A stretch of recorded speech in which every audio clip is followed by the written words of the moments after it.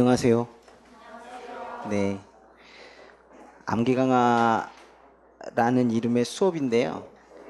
에, 말 그대로 암기를 강화시키려고 하는 수업이에요. 그래서 아직 암기가 안 되어 있다고 너무 슬퍼하지 마시고 이 수업 시간에 많이 암기하도록 하겠습니다.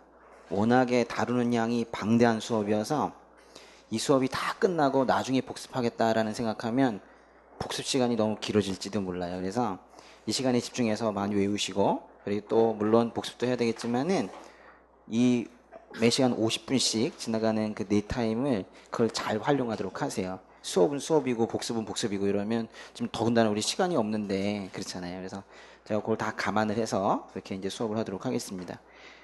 아시겠지만 전 욕심이 많은 사람이어서 여러분이 시험을 어느 정도 봐가지고 뭐 겨우겨우 어떻게 점수가 나오는 그거 바라지 않고 그래도 국사는 다 맞을 수 있도록, 그래서 국사 때문에 붙었다는 얘기도 들을 수 있도록 그렇게 하고 싶고요.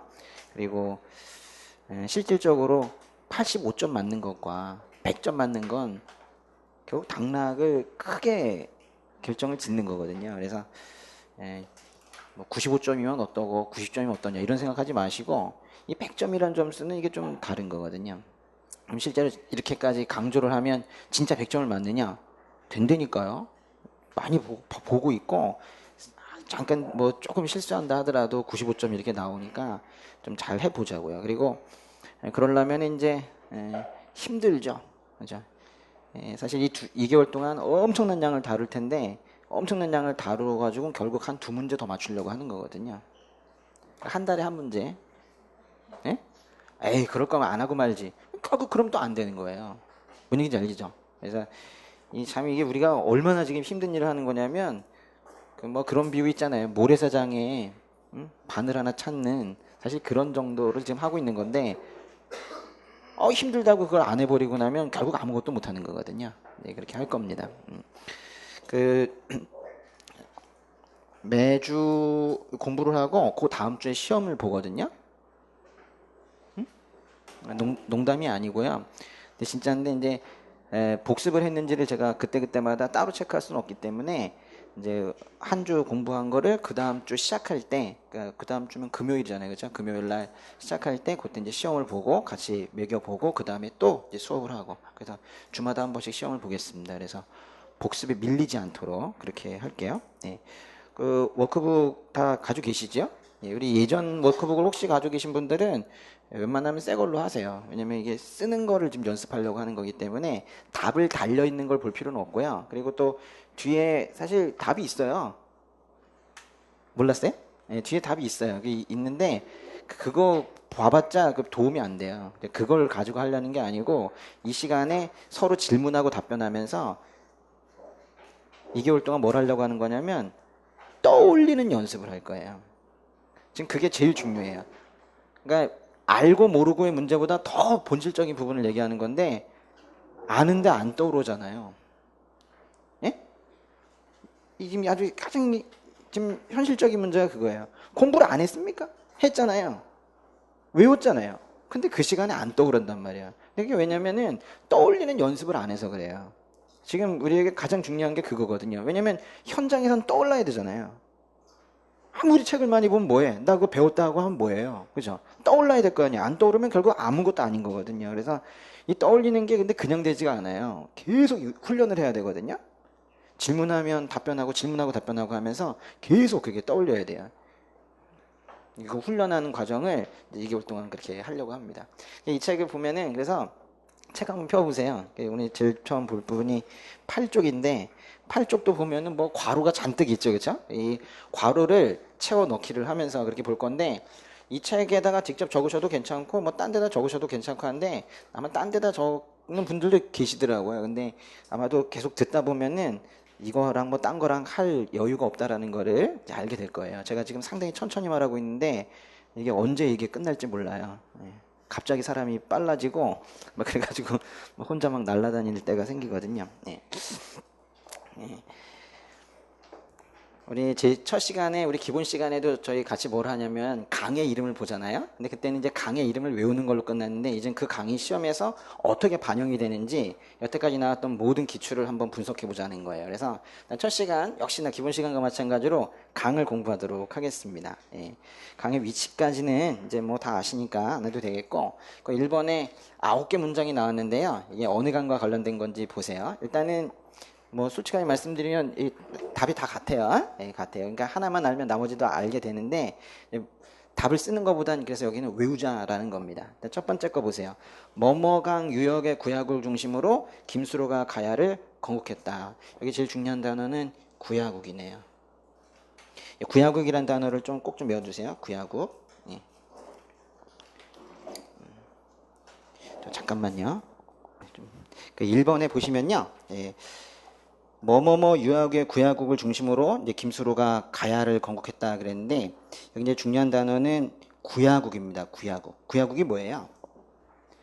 우리가 대표적인 나라 몇 개를 좀 알아야 되는데요. 옛날에 마한에 있을 때 마한은 54개국이 있었는데 마한에서 대표적인 나라가 어디입니까? 목지국이죠. 목지국. 그리고 옛날에 진안 지역에서 대표적이었던 나라는 사로국이라는 데가 있어요. 사로국. 그리고 변한 지역에서는 가장 대표적인 것이 바로 이 구야국이거든요. 그래서 세 나라를 한번 써보세요. 마한의 목지국, 진안의 사로국, 변한의 구야국. 결국 그것들이 변해서 고구려, 백제, 신라 이제 그쪽으로 가게 됐는데 특별히 이 그 중에 이제 하나가 가야가 됐는데요. 이 구야국의 별표, 구야국이 결국 변해서 된 게 뭐예요? 그게 가야입니다. 가야. 예. 강은 뭐겠어요? 당연히 낙동강이겠습니다. 그렇죠? 예. 여기서 그 낙동강을 아는 것도 중요하지만은 구야국이 변해서 가야가 건국되었다는 거 알아두십니다. 두 번째, 가야의 여러 나라들은 주로 무슨강 하류 및 그 지주인 뭐뭐강 유역에 위치해서 수상교통을 이용했다 그랬어요. 그 보시면요. 남강 동그라미.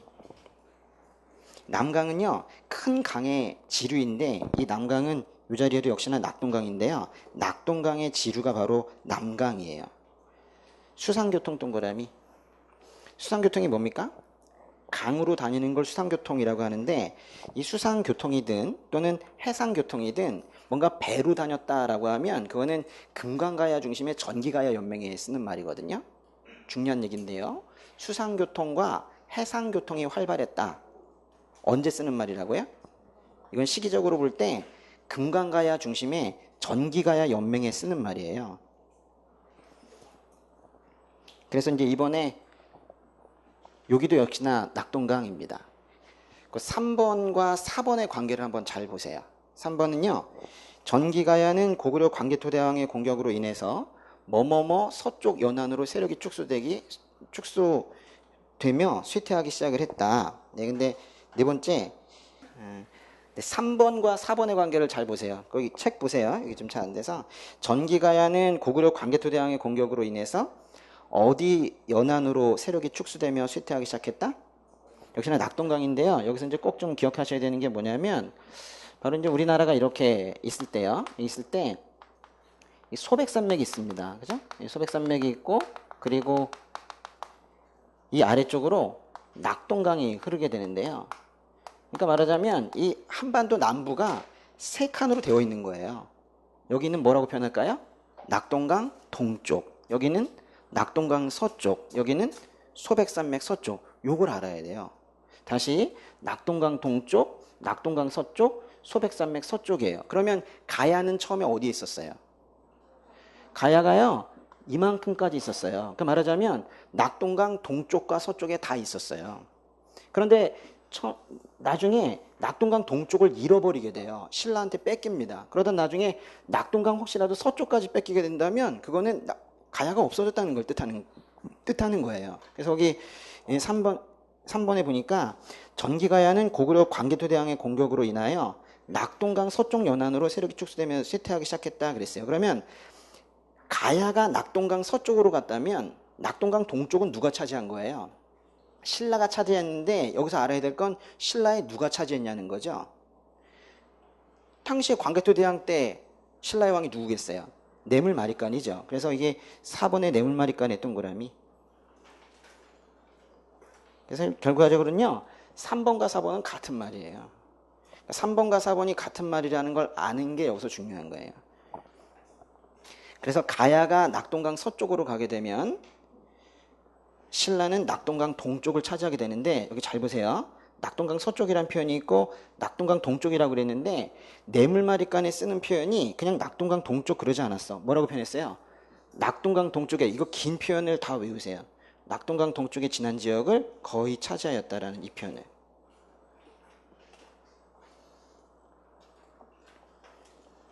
낙동강 동쪽의 지난 지역을 거의 차지하였다. 이 표현을 쓸 수 있는 사람은 뇌물마리간밖에 없어요. 만약에 시험에 낙동강 동쪽의 지난 지역을 거의 차지한 왕이 나온다면 이 사람의 대표적인 답은 뭘까요?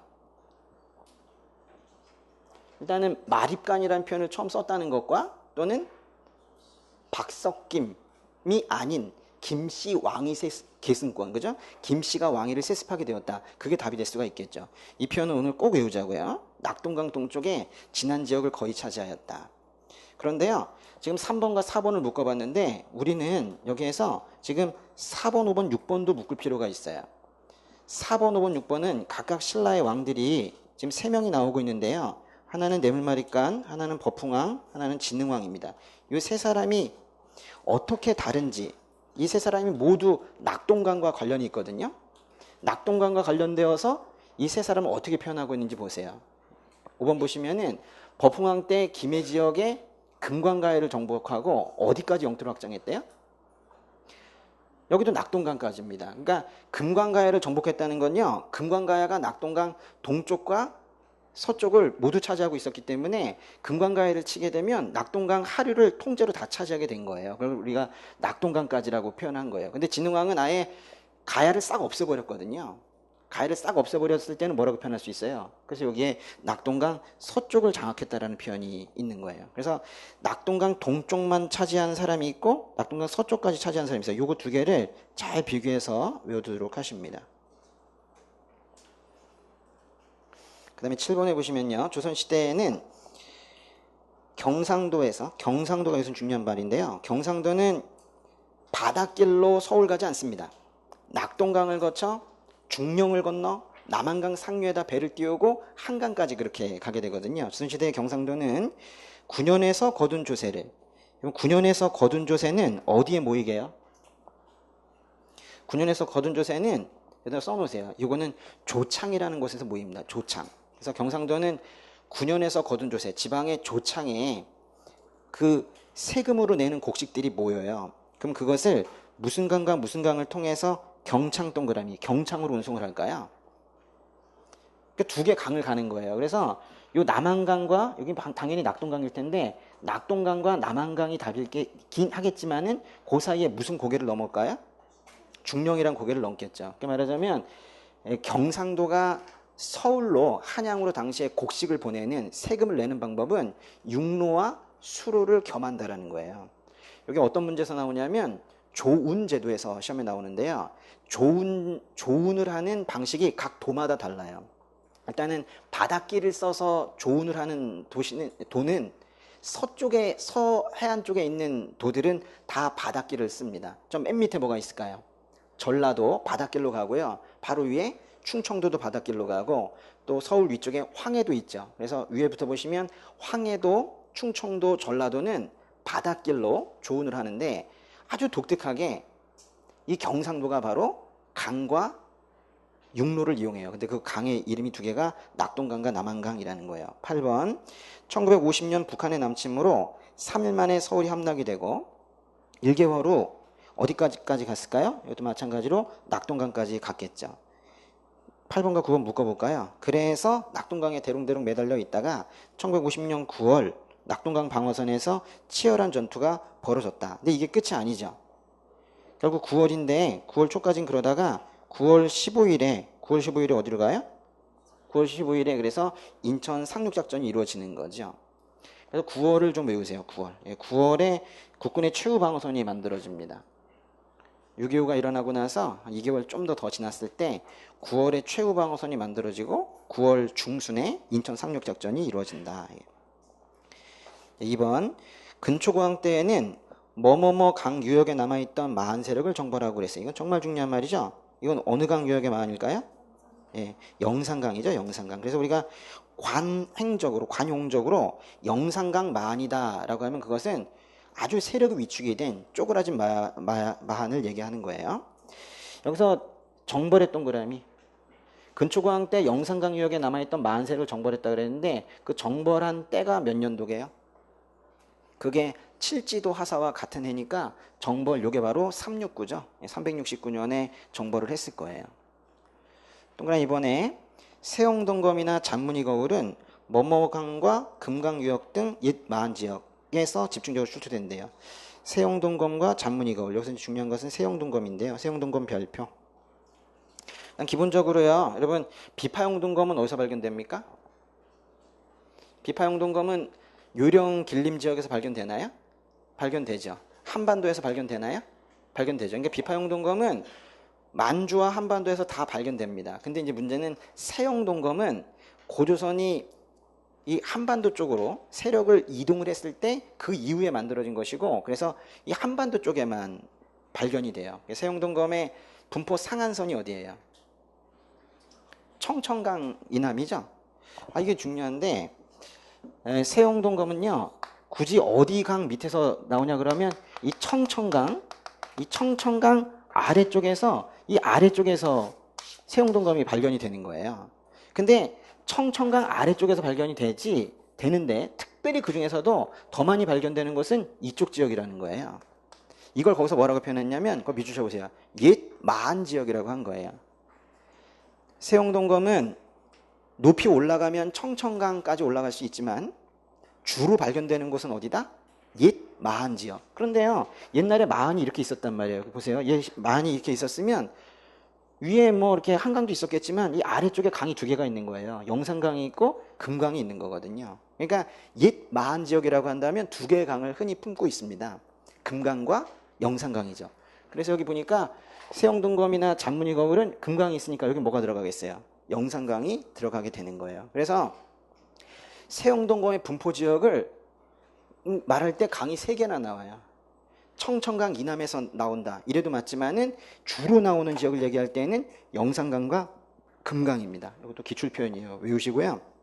3번에 세용동검이나 잔문이 거울은 여기는 오히려 영산강을 줘버렸네요. 그러니까 바로 옆에는 위에 거랑 똑같이 금강이 될 텐데요. 역시 옛 마한 지역에서 집중적으로 출토되고 있습니다. 이번에 나당연합군이 이거 3번에 2번 정말 중요합니다. 3번에 2번 나당연합군이 어디로 가서 육군과 모여서 동시에 주류성 동그라미. 주류성이 뭐예요? 주류성이 이게 옛날 그 백제 수도와 가까운 지역에 있는 게 바로 주류성입니다. 가다가 뭐뭐강 어귀에서 외국 동그라미. 외국 군사를 만나 4번 싸워서 다 이기고 그들의 배에 4척을 불태우니 연기와 불꽃이 하늘을 찌르고 바닷물이 붉어졌다. 삼국사기 거네요. 지금 뭐 얘기하는 것 같아요? 잘 보시니까요. 지금 싸우는 팀들이 나당연합군과 지금 외국 군사가 싸우는데 주류성으로 가다가 싸운다고 하는 거 보니까 이 주류성은요. 주류성 별표. 주류성이 바로 이게 백제 부흥운동 하던 곳이거든요. 백제 부흥운동. 그러니까 여기 지금 팀이 뭐냐면 나당연합군 팀이 있고요. 그죠? 예, 나당연합군 팀이 있고 그리고 이 백제 부흥군과 그리고 외국 군사들이 함께 지금 싸우고 있는 그런 내용입니다. 어디서 싸웠겠어요? 당연히 백제의 마지막 수도 근처였던 금강에서 싸웠겠죠. 그래서 여기는 이제 금강일 텐데요. 여기 둘 다 금강일 텐데 여긴 사실 금강이라는 표현보다 더 좋은 표현은 금강의 당시 표현 백강이 들어가면 좋겠죠. 무슨 강?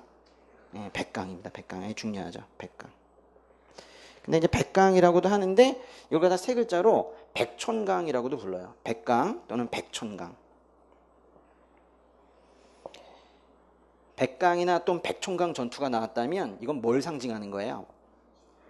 뭐 가장 쉽게 얘기한다면 백제의 부흥운동을 상징하는 것인데 좀 더 깊이 얘기한다면 백제의 부흥운동을 외국 군사가 외군이 도와주려고 했다라는 증거가 바로 백촌강 전투입니다. 백촌강 전투가 일어나려면 즉 백제 부흥운동의 이 상징적인 사건이 일어나려면 백제가 망했어야 하거든요. 그러면 이거는 최소한 몇 년 이후에 일어나겠어요? 660년 이후에 일어나겠죠. 660년 이후에 일어났는데 이건 663년이에요. 사실 663년에 백강 백천강 전투를 이 백제부흥군과 왜군의 연합군이 지면서 사실 백제부흥운동은 거의 끝났거든요. 그래서 백제부흥운동은 660년 사비성이 함락되고 663년에 백강 전투가 있을 때까지 한 3년 정도 660년에서 663년까지 그때를 백제부흥운동으로 그렇게 보시면 돼요. 그 다음 페이지 보세요. 예.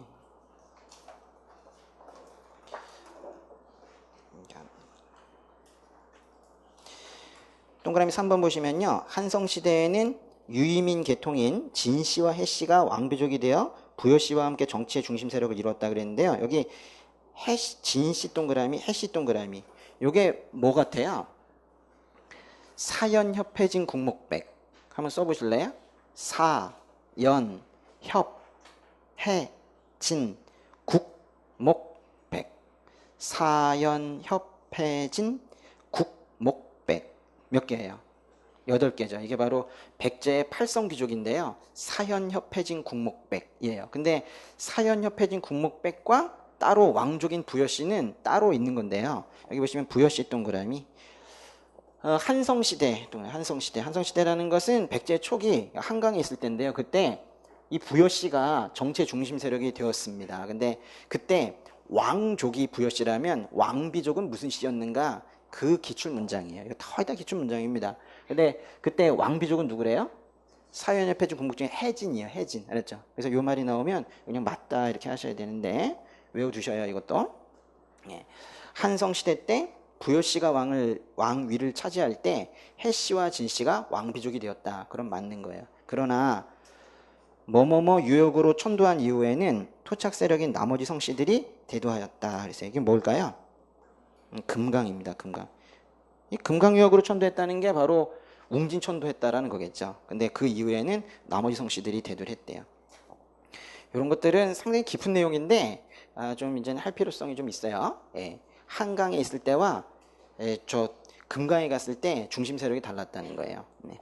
그다음에 4번 백제는 머머강 유역의 토착민과 그러니까 완전히 사람이 살지 않는 곳에 내려온 것이 아니라 이미 사람들이 살고 있는 것에 부여 고구려의 유이민이 내려와서 나라를 만든 거죠. 당연히 뭐겠어요? 한강이겠죠, 그렇죠? 예. 한강 유역의 토착민과 부여 고구려의 유이민으로 구성이 되었다. 예. 그 부여 고구려의 유이민 별표 이게 누군데요? 온조와 비류이겠죠. 근데 물론 성공한 건 온조이고요. 예. 온조라고 써볼까요? 근데 그 사람들이 내려와서 백제를 만들었다는 걸 어떻게 아느냐? 백제의 초기 거점에 저 압록강 유역에서 보이던 그런 계단식 돌무지 무덤이 보이더라는 거예요. 그래서 머머강 유역의 초기 백제 무덤은 압록강 유역의 고구려식 무덤 양식이 계단식 돌무지 무덤을 계승했다. 그런데요. 여기 압록강 유역의 고구려식 무덤 양식 계단식 돌무지 무덤까지 믿죠. 그 대표적인 게 뭡니까? 장군총이라는 겁니다. 장군총. 근데 그것을 계승하여 비슷하게 만들어진 것이 한강유역의 초기 백제 무덤인데요. 이거는 또 뭘까요? 석촌동 고분군이죠. 다시 외우겠습니다. 예. 여기 처음에는 한강유역의 초기 백제 무덤인데요. 그건 저 롯데월드 옆에 있는 석촌동 고분군이고요. 그거와 비슷한 게 이미 압록강 쪽에 있었는데요. 압록강 유역의 고구려식 무덤 양식인 계단식 돌무지 무덤은 장군총을 말하는 거예요. 그래서 장군총이 석촌동에 영향을 주었다. 그게 바로 부여 고구려의 유이민이 백제를 건국했다는 증거죠. 두 번째, 전 이 두 번째 문장을 아주 중요하게 생각을 하는데요. 이번에 별표. 이건 아주 문장 그대로를 다 외우는데요. 예. 백제 고이왕은 한군영과 싸우고 목지국을 정복했대요. 일단 여기까지 끊어볼까요? 한군영과 싸우고 목지국을 정복했다. 당시에 백제 고이왕이면 몇 세기예요? 고이왕은 3세기입니다. 그죠? 3세기에 고이왕이 싸웠던 한군현이 뭘까요? 일단은 처음에 한사군이 있었죠. 한군현, 사군, 한사군이 뭐가 있었어요? 낭랑, 진번, 임둔, 현도가 있었는데 진번, 임둔, 현도군은 없어지고 진번 안에 있는 진번군 대방현이라는 곳이 대방군으로 성장을 했어요. 그래서 결국 그래서 3세기에 남아있는 것은 처음부터 있었던 낙랑군과 그리고 나중에 커버린 대방군을 말하는 거예요. 여기 한군현 동그라미. 예. 이 한군현은 어디랑 어딜 얘기하는 것이다? 낙랑군과 그 남쪽에 있었던 대방군을 말하는 거예요. 그래서 백제의 고이왕은 낙랑군, 대방군의 그 중국 사람들과 싸웠어요. 단순히 싸웠어요. 이게 중요합니다. 싸우기만 했다는 거죠. 나중에 그 한군현을 정복하고 그들을 몰아낸 것은 오히려 위쪽에서 내려온 고구려의 미천왕이기 때문에 단순히 싸웠다고 얘기를 해야 돼요. 근데 어디는 정복했대요? 목지국은 정복했대요. 이거는 위쪽은 싸우고 아래쪽은 완전히 정복을 해버린 건데요. 그러면서 좌우로도 팔을 쫙 펼쳤죠. 그걸 뭐라고 표현하냐면 한강 유역을 완전히 장악했다라고 표현을 해요. 여기서는 지금 왜 완전이란 말을 썼냐면 원래 한강 지방에 한강 지역에 백제가 있었기 때문에 이제는 한강 유역을 저 상류부터 하류까지 다 차지했다. 뭐 이런 뜻인 거거든요. 지금 누구 얘기하고 있는 거예요? 고이왕이죠. 요거 넣어가지고 한번 읽어보겠습니다. 시작. 백제 고이왕은 한군현과 싸우고 목지국을 정복하여 한강 유역을 완전히 장악했다. 이거예요. 예, 여기서 이 고이왕만 그냥 왕 이렇게 해놓고 밑줄 쳐놓고 이제 고이왕에 대한 부분을 묻겠죠. 3번에 광개토 대왕은 백제 아신왕 동그라미. 아신왕으로부터 뭘 뺏었어요? 한강 이북을 뺏었죠. 여긴 중요한 게 이북이죠. 근데 4번에 장수왕은 백제의 계로왕 동그라미. 계로왕으로부터 어딜 뺏었어요? 한강 유역을 뺏었죠. 3번, 4번 묶어볼까요? 요걸 좀 구분을 해야 되겠죠. 그래서 광개토 대왕은 한강 이북을 뺏었는데 장수왕은 한강 유역을 다 뺏은 겁니다. 그리고 더욱더 남쪽까지 갔죠. 계로왕이 어디에 편지 보냈다가 이렇게 됐어요? 예, 북위에 국서를 보냈다가 이렇게 됐죠. 그래서 장수왕이 백제의 계로왕으로부터 한강 유역을 빼앗으면 결국 계로왕은 한강 유역을 빼앗기고 또 그 자리에서 죽죠. 어디서 죽었어요? 아차산성에서 죽었죠. 그래서 이게 결국 4번이 이퀄 이게 바로 웅진천도죠. 그래서 계로왕이 한강 유역을 빼앗기고 아차산성에서 전사하면 바로 다음 왕 문주왕이 웅진천도하게 되어 있는 거예요.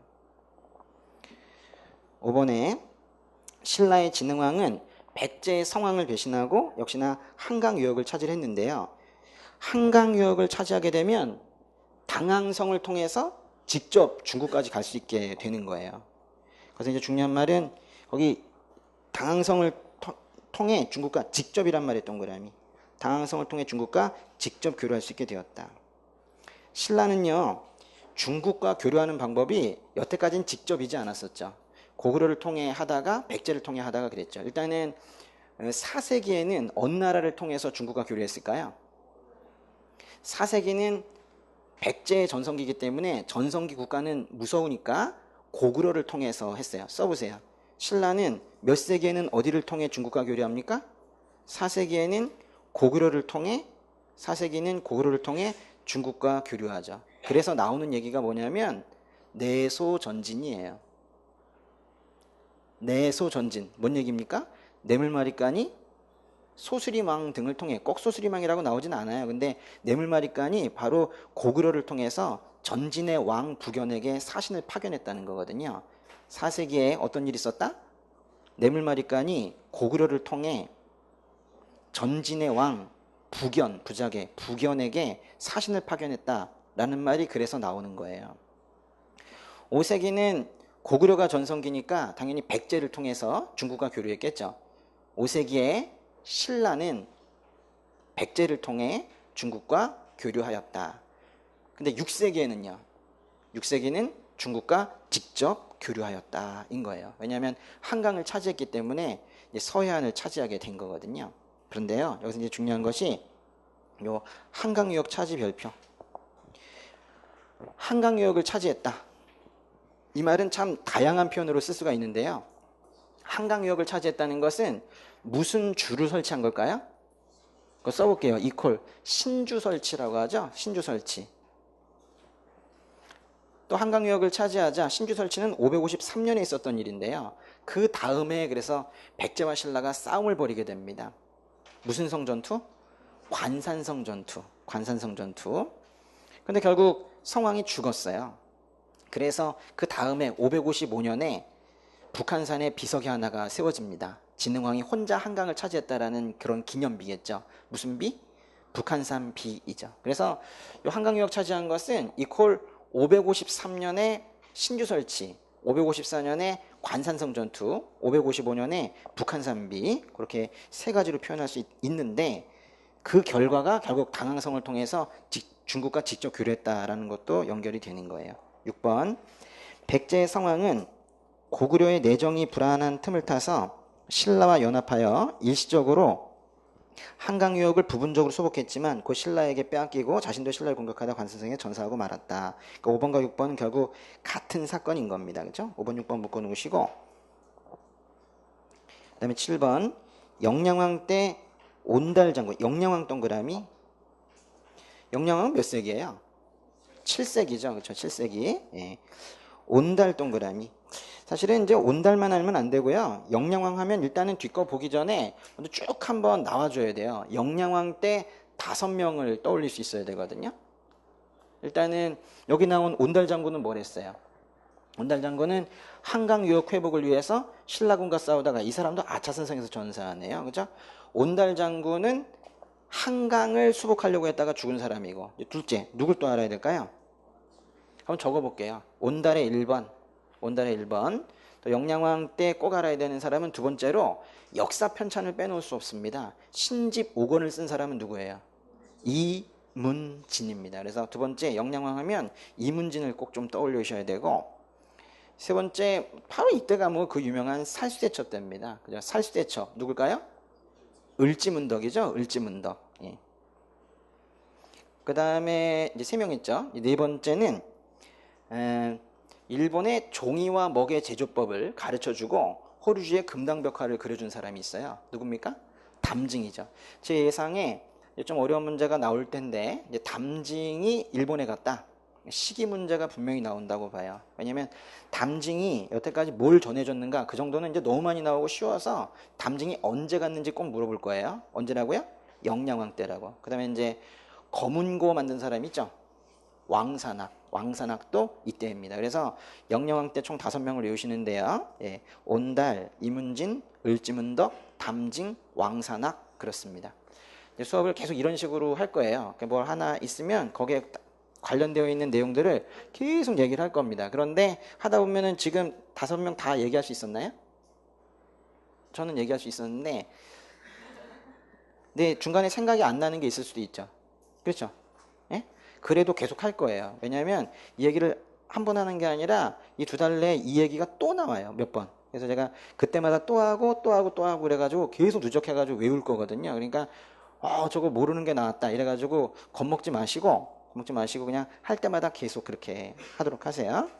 그 다음에 8번 조선 후기의 경강상인이. 벌써 이 경강상이란 말 자체에 답이 다 나온 거나 마찬가지예요. 경강상인은 어디를 무대로? 당연히 경강이니까 서울과 한강이겠죠. 한강을 무대로 서남해 안을 오가며. 근데 요 말에서 우리가 큰 힌트를 얻을 수가 있는데요. 한강에서 활동을 하면서 서남해 안을 오가면서 서해안을 따라서 밑으로 쭉 내려가면 전라도를 가게 되거든요. 호남 곡창 지역을 가게 되거든요. 그래서 거기서 뭘 싣고 오겠어요? 쌀이죠, 쌀. 미국 동그라미. 그래서 경강상인은 호남 지역, 서남해안 따라가가지고 호남 지역에서 쌀 가져와서 서울에서 팔았다. 그거거든요. 9번에 정약용은 정조의 화성행차를 위해서 왕이 한강을 건널 수 있도록 배들을 쭉 이어놓고 그 위에 널빤지를 놓아서 배다리를 만들었죠. 배다리. 한문으로 할 때 이제 주교라고 하죠. 주교. 배다리 주교. 했다. 이것도 역시나 한강에 설치한 거죠. 여러분 이 밑에 이제 이 그림이 있는데요. 이번 책에 그림.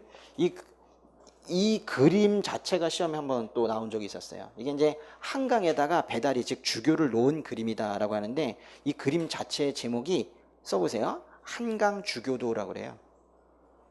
한강 주교도. 그래서 여기 보니까 배들이 옆으로 쭉 놓여 있고 그 위에다가 널빤지를 놔가지고 사람들이 지금 배다리 위를 가고 있는데요. 저 위에가 강북이고요. 궁궐이 있겠고 저 아래쪽에 아마도 수원 화성으로 가고 있겠죠. 아마도 장룡령이 이끌고 가고 있겠죠. 그렇죠? 그래요. 그래서 이게 나오게 되면은 요 그림 자체의 구조를 외워주세요. 그러면 정조 문제가 될 겁니다. 그 다음에 5번으로 가시면요. 5번에